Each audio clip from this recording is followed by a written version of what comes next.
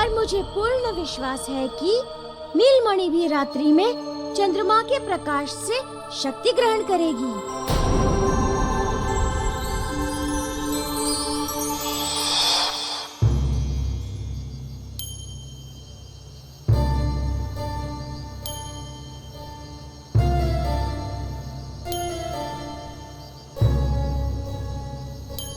आप लोग मेरी बातों पर विश्वास कीजिए। चंद्रमा के उदय के साथ ही हमें पता चल जाएगा कि नीलमणि कहाँ है।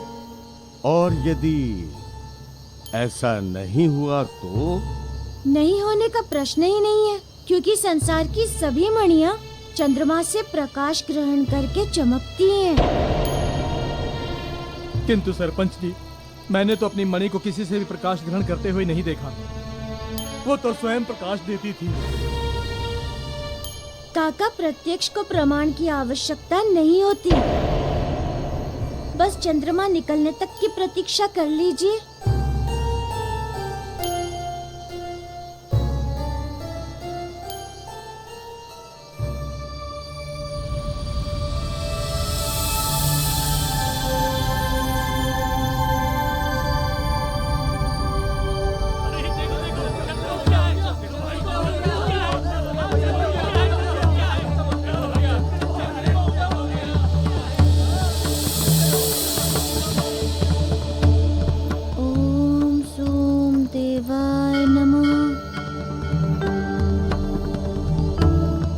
वानर बालक, अब और कितना धीरज रखूं?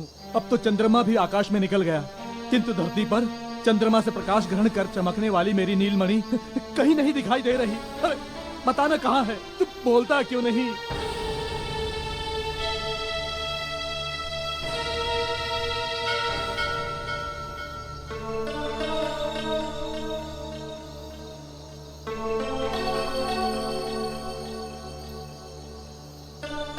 भाइयों, ये अपनी चोरी छुपाने के लिए सुनिश्चित प्रयास कर रहा है।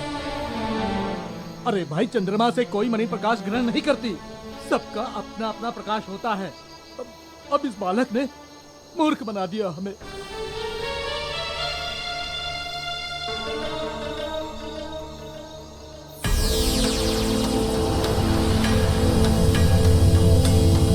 वो देखिए, कैसा प्रकाश है।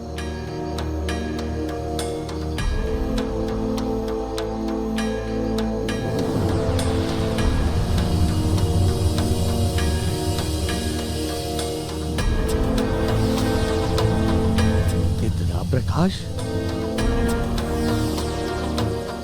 सरपंच जी, संसार में जितनी भी मणियां हैं, इस समय वो चंद्रमा से प्रकाश ग्रहण कर रही हैं।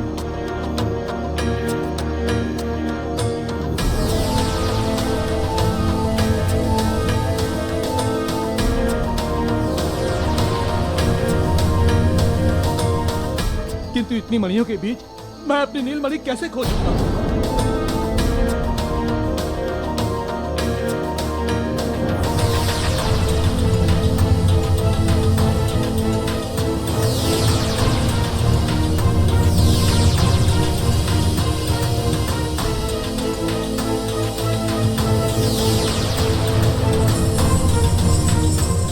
काका, वो रही आपकी नीलमणि।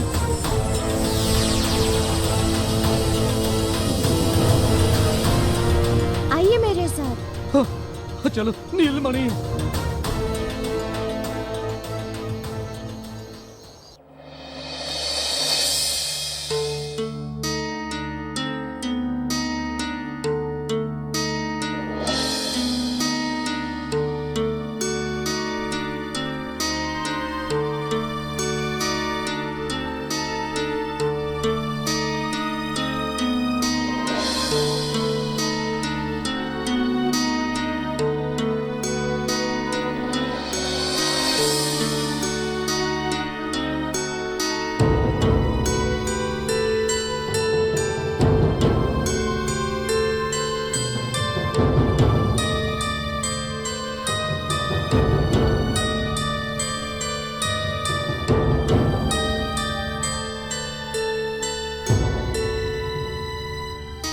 क्या बात है देवी अंजना? आज आप कुछ अत्यधिक अशांत दिखाई दे रही हैं। हाँ स्वामी, आज पता नहीं क्यों मारुति की बहुत याद आ रही है। इतने दिन हो गए, ना कोई समाचार, ना संदेश। पता नहीं मेरा मारुति कैसा होगा। देवी अंजना, उसकी चिंता करने की हमें कोई आवश्यकता नहीं है। वो अपने गुरु सूर्यदेव के पास गया है। वो वहां सकुशल है और अपनी शिक्षा ग्रहण कर रहा होगा। इस प्रकार आप चिंतित रहेंगी तो वो वहां पर भी चिंतित रहेगा। वो अपनी शिक्षा पर ध्यान केंद्रित नहीं कर पाएगा। हाँ स्वामी, आप सत्य कह रहे हैं। जिसके गुरु स्वयं तेजस्वी सूर्यदेव हो, उसके लिए चिंता करने की क्या आवश्यकता है।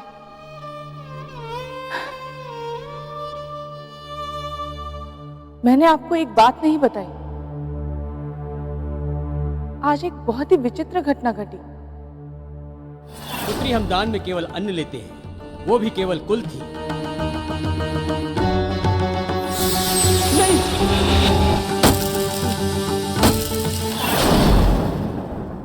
क्या? आज एक सन्यासी भिक्षा मांगने आए थे। जब मैं उन्हें भिक्षा देने लगी तो पता नहीं उन्हें क्या हो गया और वो भिक्षा लिए बिना ही यहाँ से चले गए। और तब से मेरे मन में अपशकुन की आशंका हो रही है। देवी अंजना, उस चिंता को अपने मन से निकाल दीजिए, क्योंकि आज मुझे भी एक ऐसे साधु मिले थे और उन्होंने भी मुझे एक ऐसा ही रत्न दिया था। मेरा ये तुच्छ सा उपहार स्वीकार करें महाराज। ब्राह्मण देवता, ये क्या है? ये रत्न है, गोमेद पत्थर। आप इसे अपने गले में धारण कीजिएगा, सौभाग्यवर्धक होगा आपके लिए। इससे हमें कोई भी अपशकुन छू भी नहीं पाएगा।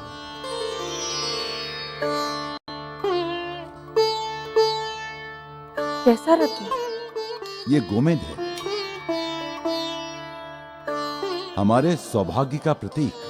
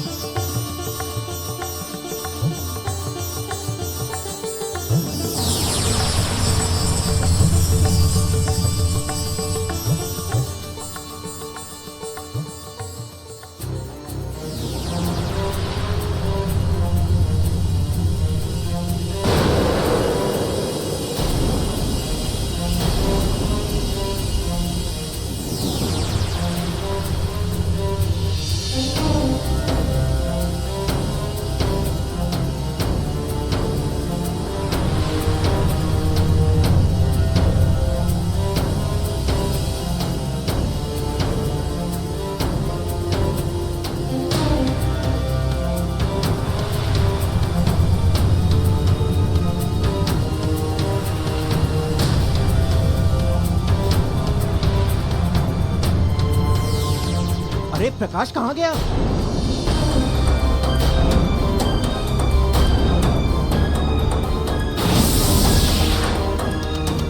प्रकाश इस कुएं में जा रहा था। इसका अर्थ ये है कि नीलमणि इसी कुएं में है। अब मुझे उस नीलमणि को इस कुएं में से निकालना होगा। नहीं, यदि नीलमणि इस कुएं में है तो उसे इसमें ही रहने दिया जाए।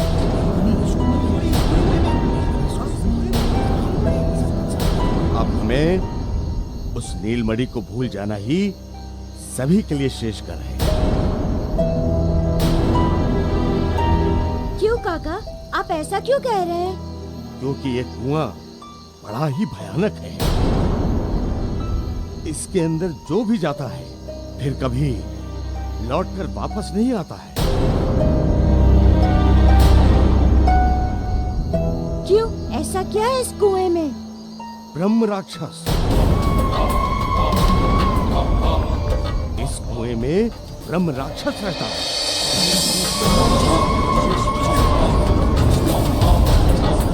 ब्रह्म राक्षस? हाँ, सहस्रों वर्षों से वो ब्रह्म राक्षस यही निवास करता है। कहते हैं कि जब किसी ज्ञानी ब्राह्मण की मृत्यु उसके पाप कर्मों के द्वारा हो जाती है या कोई उसका वध कर देता है तो उस ब्राह्मण की आत्मा अतृप्त रह जाती है और मृत्यु के पश्चात वही ब्राह्मण ब्रह्म राक्षस बन जाता है। उसका सामना कोई नहीं कर सकता उसका सामना।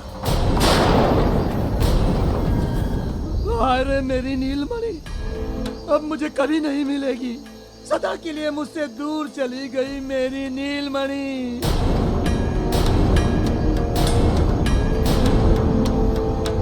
काका आप निराश मत होइए, आपकी नीलमणि आपको अवश्य मिल जाएगी। मैं लाकर दूंगा नीलमणि।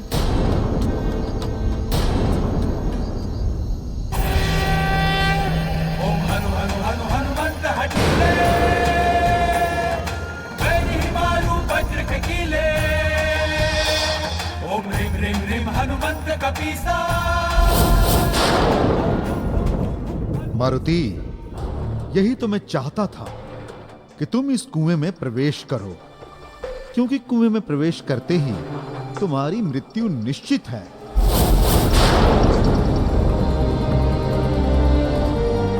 क्योंकि इस कुएं में जो ब्रह्म राक्षस है वो ब्रह्म राक्षस नहीं, साक्षात काल है, काल जो किसी को जीवित नहीं छोड़ता। और अब तुम भी जीवित नहीं बचोगे।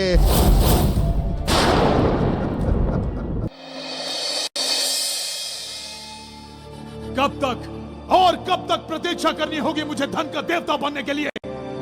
अब आप कदापि चिंता ना करें धनाक्ष, अब शीघ्र ही मारुति का अंत होने वाला है और उसके अंत के साथ ही आपके धन का देवता बनने का मार्ग प्रशस्त हो जाएगा।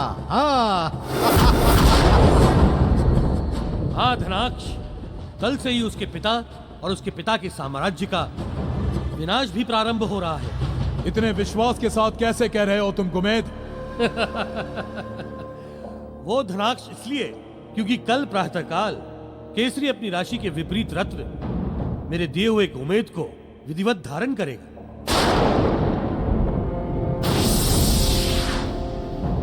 और उसे धारण करते ही उसका दुर्भाग्य और आपका सौभाग्य प्रारंभ हो जाएगा धनाक्ष।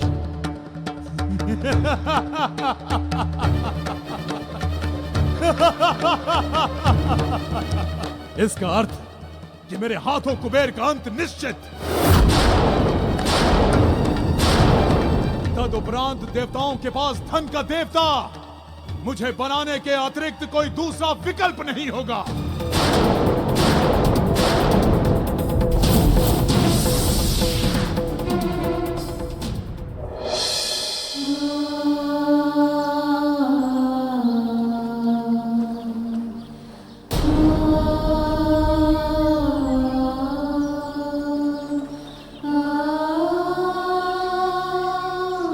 भिक्षा दे दो, भिक्षा दे दो, कोई दया करो।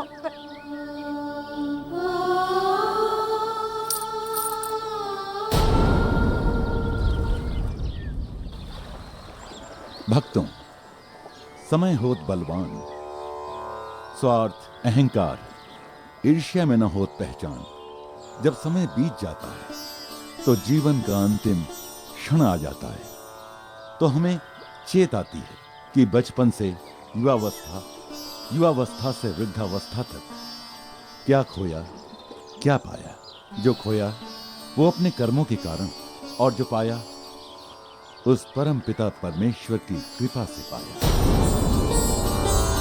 तो भक्तों, जीवन में कर्म वो हो जिससे ईश्वर की कृपा सदा हम पर बनी रहे।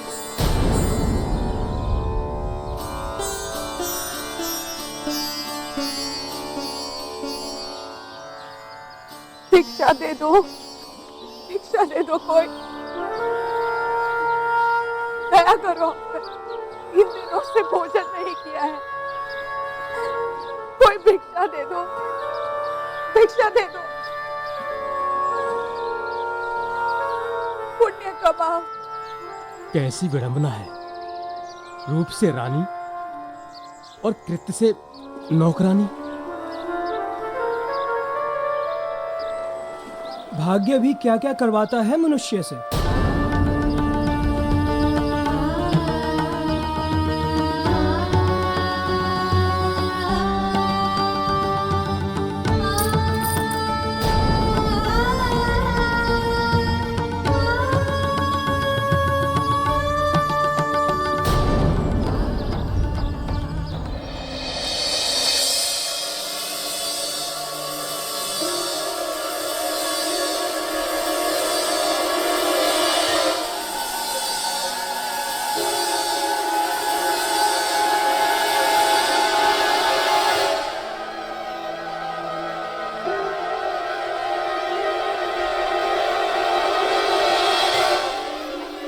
देवी अंजना, उठो देवी, देवी उठो, देवी अंजना।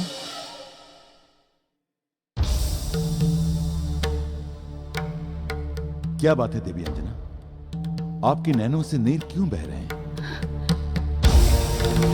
महाराज, मैंने एक बहुत ही बुरा स्वप्न देखा। मुझे बहुत भय लगा। न जाने क्या अनर्थ होने वाला है। मुझे बहुत भय लग रहा है। देवी अंजना, सब मंगल होगा, तुम चिंता मत करो। अब हमारे सारे कष्ट दूर होने वाले हैं और सारी चिंताएं मिटने वाली हैं। और आप हैं कि अनावश्यक चिंतित हो रही हैं। ये देखो, ये हमारा सौभाग्य है और हमारा सौभाग्य हमारी मुट्ठी में।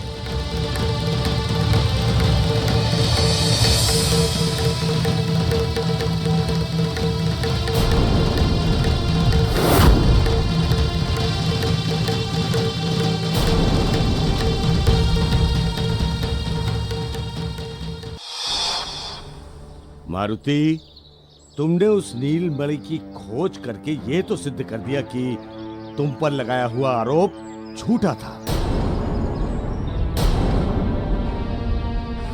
इसलिए अब उस नीलमणि को लाने के लिए कुएं में जाने की तुम्हें कोई आवश्यकता नहीं है। नहीं काका, जब नीलमणि की रक्षा का उत्तरदायित्व मेरा था तो उसे किसी भी प्रकार से लाने का उत्तरदायित्व भी मेरा ही है। मारुति, हट मत करो, बात की गंभीरता को समझो। ये कुआं नहीं, काल है मारुति, साक्षात काल।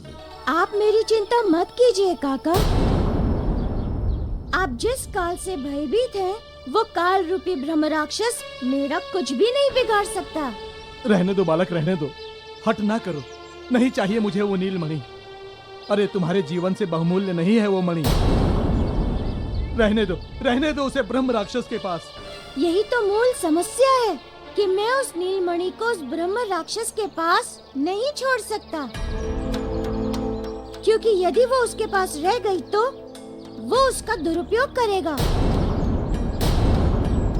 इसलिए काका, मुझे इस कुएं में जाना ही होगा।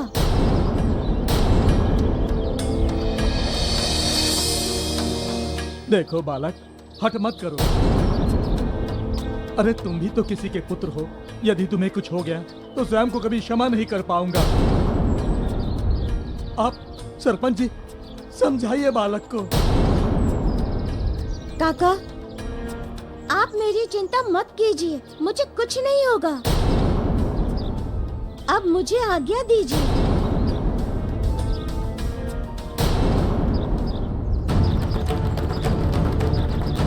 अरे सरपंच जी, रोकिए बालक को।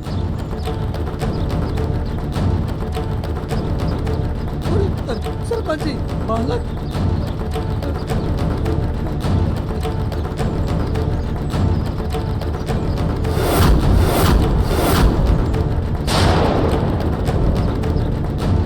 वानर बालक, तुम्हारा जो अपनी शक्तियों पर इतना विश्वास है, वो ब्रह्म राक्षस के सामने आते ही चूर चूर हो जाएगा। जाओ वानर बालक, जाओ, पर कभी ना लौटने का विश्वास लेकर जाओ।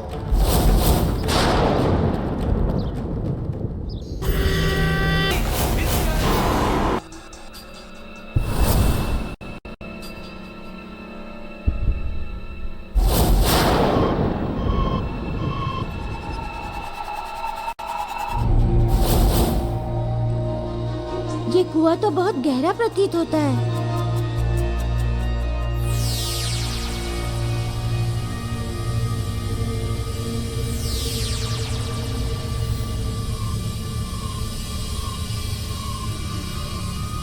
जहाँ से ये प्रकाश आ रहा है निश्चित रूप से वही है नीलमणि।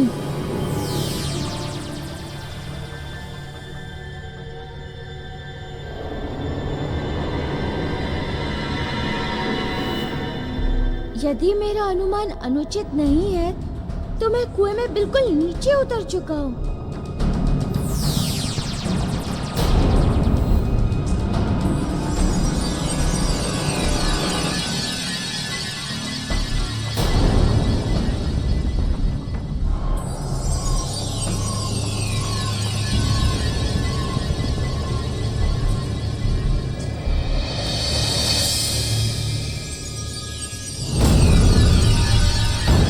यही है नीलमणि, मिल गई।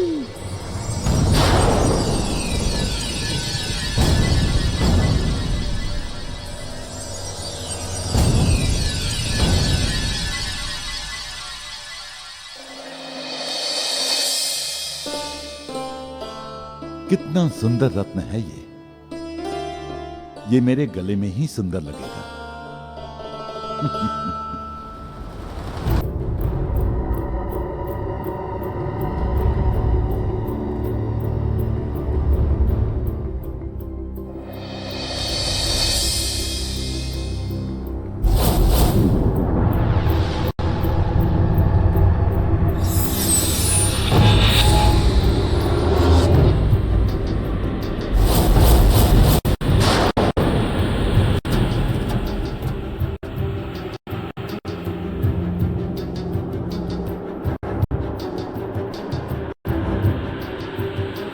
देवी अंजना,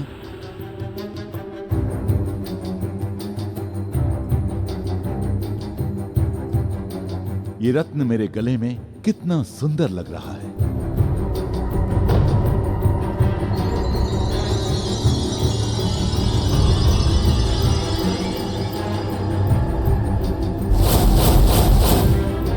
केसरी, तुमने गोमेद तो धारण कर लिया, तो अब इसका विपरीत प्रभाव प्रारंभ होगा, क्योंकि तुम मेरे राशि के नहीं हो। और विपरीत प्रभाव होगा केसरी, और विपरीत प्रभाव।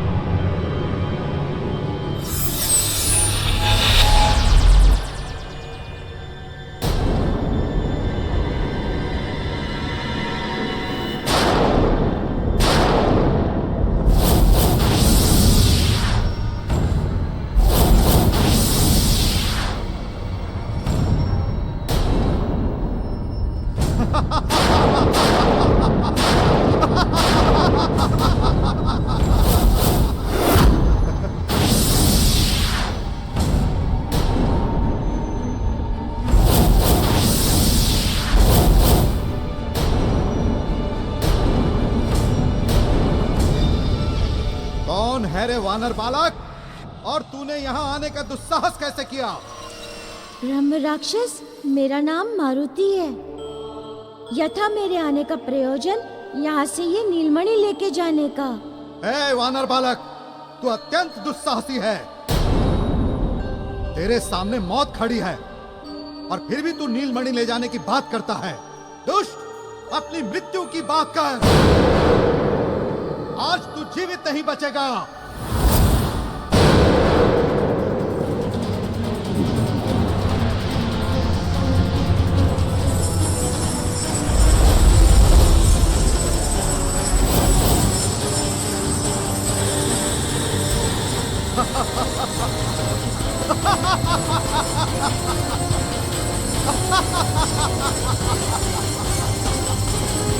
वानर बालक, छुटकारे का प्रयास व्यर्थ है। अब तुझे मेरे बंधन से केवल मृत्यु ही छुटकारा दिला सकती है। ब्रह्म राक्षस, मुझे अपने पास में रखने का तेरा ये भ्रम है। जय श्री राम।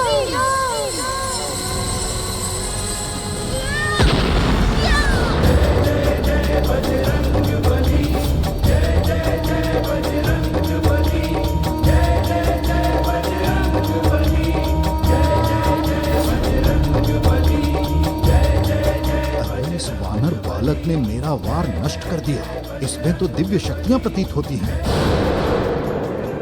तू कोई साधारण बालक नहीं है, असाधारण शक्तियां हैं तेरे पास। ब्रह्म राक्षस के पाश को तोड़ना असंभव था, असंभव। आज तेरी मृत्यु होगी, अवश्य होगी।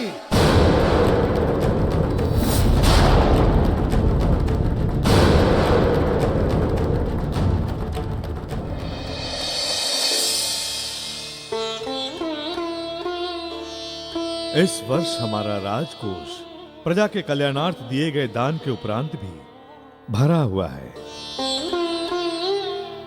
इसलिए अब हम अपने प्रजा के सुख वृद्धि हेतु और भी अधिक कल्याणकारी उपाय और कार्य बड़ी सुगमता से कर पाएंगे। आप देख लीजिएगा पुत्र कि प्रजा में आपके प्रति भक्ति और श्रद्धा में किस प्रकार सहज वृद्धि होती है।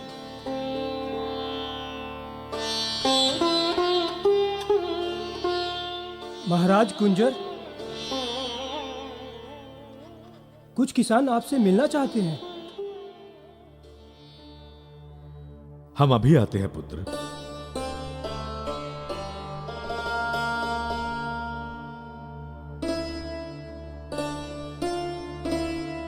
पिताश्री क्या कह रहे थे? स्वर्ण, रूपा, रत्न, मुद्राएं, क्या आवश्यकता है इनके जीवन में? क्या ये सुख का कारक, क्या ये सुख का मापदंड है? नहीं, कदापि नहीं। सुख तो नैसर्गिक भाव है जो मन की प्रसन्नता से प्राप्त होता है। धन से भौतिक वस्तुओं का अवश्य क्रय किया जा सकता है, किंतु ये जो प्रसन्नता है वो किसी हाट एवं मुद्रा से क्रय कर सकेंगे? प्रेम, सम्मान, प्रतिष्ठा कैसे पा सकेंगे?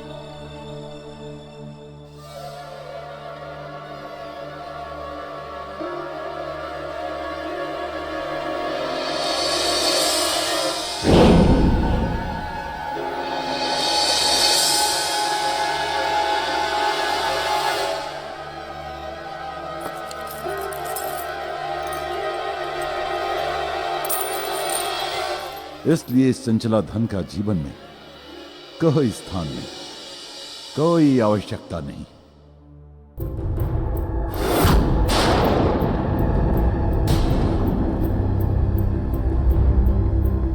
केसरी, मेरा प्रभाव प्रारंभ हो चुका है तुम पर। विरक्त कर देना ही तो मेरा स्वभाव है। सब कुछ होते हुए भी अब तुम्हारे पास कुछ भी नहीं होगा, कुछ भी नहीं। केवल होगी विरक्ति, विरक्ति और विरक्ति।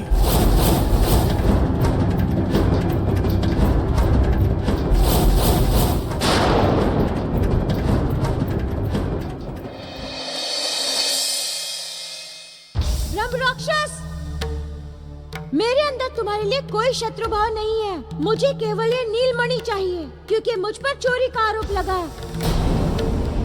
वो भी इसलिए कि मेरी सुरक्षा से ये लुप्त हुई है। और जब उत्तरदायित्व निर्वहन करने वाले व्यक्ति पर लगता है तो न केवल वो बल्कि उसका संपूर्ण कुल, संपूर्ण समाज कलंकित होता है। इसलिए इसका मुझे ले जाना अत्यंत ही महत्वपूर्ण है। दे दो मुझे वो नीलमणि। कैसे दे दूं तुझे ये नीलमणि? इतने वर्षों तक अंधकार में रहने के उपरांत मैंने इस नीलमणि का प्रकाश देखा है, मन भावन प्रकाश। अब ये मणि मेरे पास ही रहेगी। प्राण ले लूंगा तुम्हारे, किंतु दूंगा नहीं तुम्हें। ब्रह्म राक्षस, तुम पहले ही बहुत पाप कर चुके हो। ये अवसर है तुम्हारे अभिशप्त जीवन से मुक्त होने का। दे दे दो ये नीलमणि मुझे और अपने अभिशप्त जीवन से मुक्त हो जाओ। यदि नहीं दोगे तो न जाने और कितने वर्षों तक अपने इस अभिशाप को भोगोगे, ये तो स्वयं समय को भी नहीं पता है।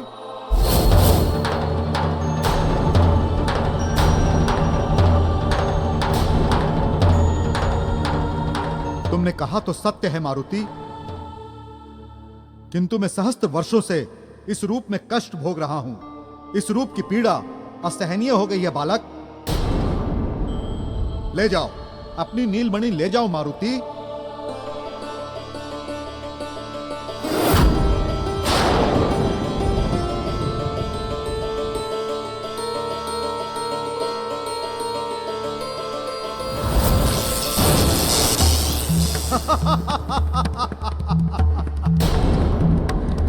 क्या हुआ मारुति, रुक क्यों गए?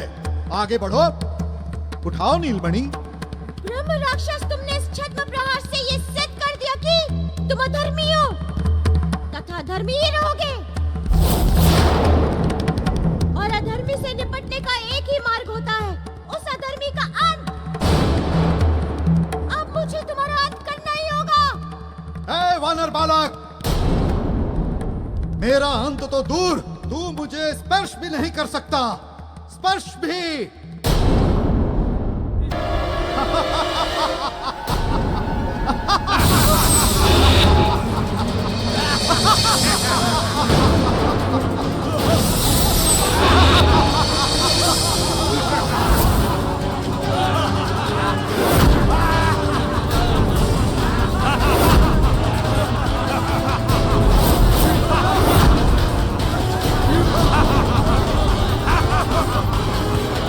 ब्रह्म राक्षस के भीतर आत्माएं बंद हैं।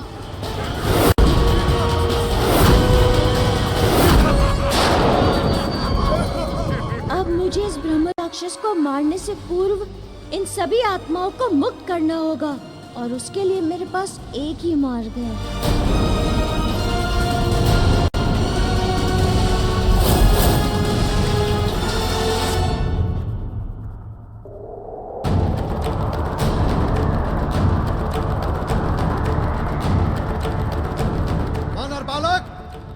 मेरे गण हैं, पिशाच गण। तुम कहीं भी जाओगे, ये तुम्हें जीवित नहीं छोड़ेंगे।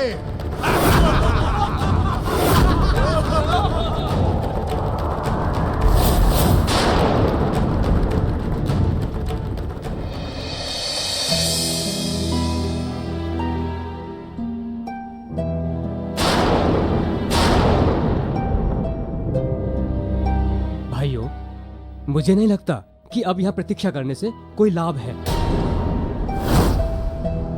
वापस नहीं आएगा मारुति। ब्रह्म राक्षस ने अब तक तो उसकी हत्या भी कर दी होगी। सत्य कह रहे हो भाई, कुएं में से कोई ध्वनि भी नहीं आ रही। चलो अब लौट चलते हैं। यदि मारुति को कुछ हुआ तो उसके जिम्मेदार तुम होगे, क्योंकि तुमने उस पर मिथ्या आरोप लगाया है। नहीं नहीं सरपंच जी, ऐसा मत कहिए। मुझे पूर्ण विश्वास है कि मारुति को कुछ नहीं होगा। वो मेरे नीलमणि के साथ सकुशल आएगा। भाई हो, यदि ऐसा नहीं हुआ तो मैं अपना सर पटक पटक कर इस कुएं में अपना जीवन समाप्त कर लूंगा, प्राण दे दूंगा अपने में।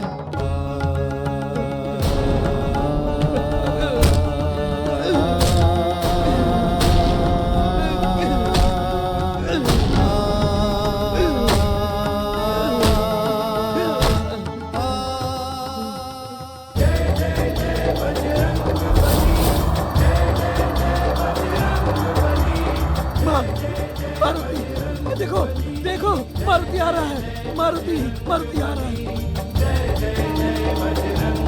आ गया मारुति, हमारा मारुति आ गया।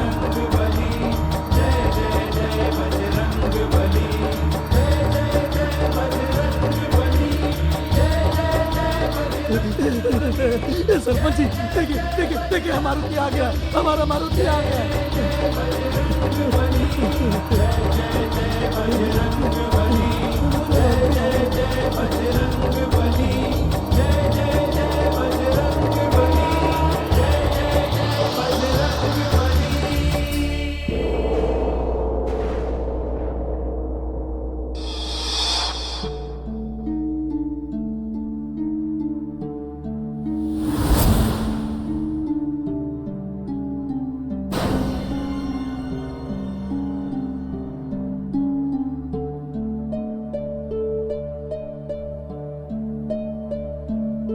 देवी अंजना, ये कैसा भोजन है? वही जो आपको पसंद है, जो आप प्रतिदिन ग्रहण करते हैं। केसरिया हलवा, मिष्ठान। नहीं देवी अंजना, इन व्यंजनों से केवल जिह्वा को स्वाद प्राप्त होता है, तृप्ति अथवा संतोष प्राप्त नहीं होता है। इसलिए ऐसा भोजन ग्रहण करने का औचित्य ही नहीं है।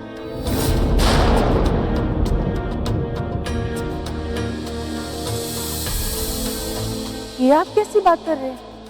भोजन से आपकी रुचि कैसे हट सकती है? यदि आप कहें तो मैं आपके लिए कुछ और बना कर लाती हूँ।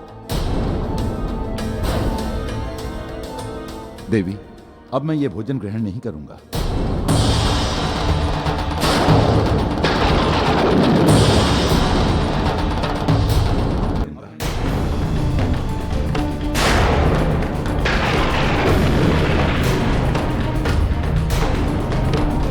क्योंकि भोजन में स्वाद होता है और स्वाद बंधन है, माया है। मैं अंजन प्रदेश का महाराज केसरी स्वाद के इस बंधन को तोड़ता हूं और आज से प्रण लेता हूं कि मैं आज के बाद कभी भोजन नहीं करूंगा, निराहार रहूंगा। मैं अंजन प्रदेश का महाराज केसरी स्वाद के बंधन को तोड़ता हूं और आज से प्रण लेता हूं कि मैं आज के बाद कभी निराहार रहूंगा।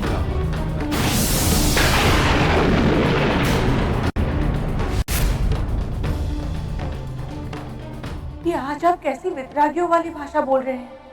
क्या हो गया है आपको? भोजन तो जीवन का आधार होता है।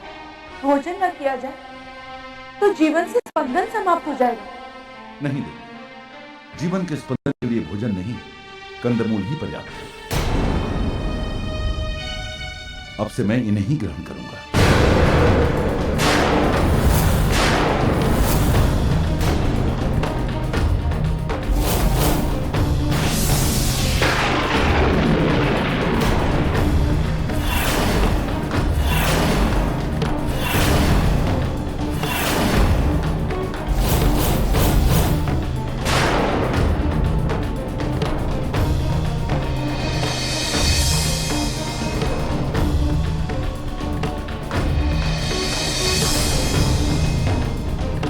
अंजना, क्या हुआ केसरी को? पता नहीं पिताजी, न जाने इन्हें क्या हो गया। आज से इन्होंने भोजन का त्याग कर दिया।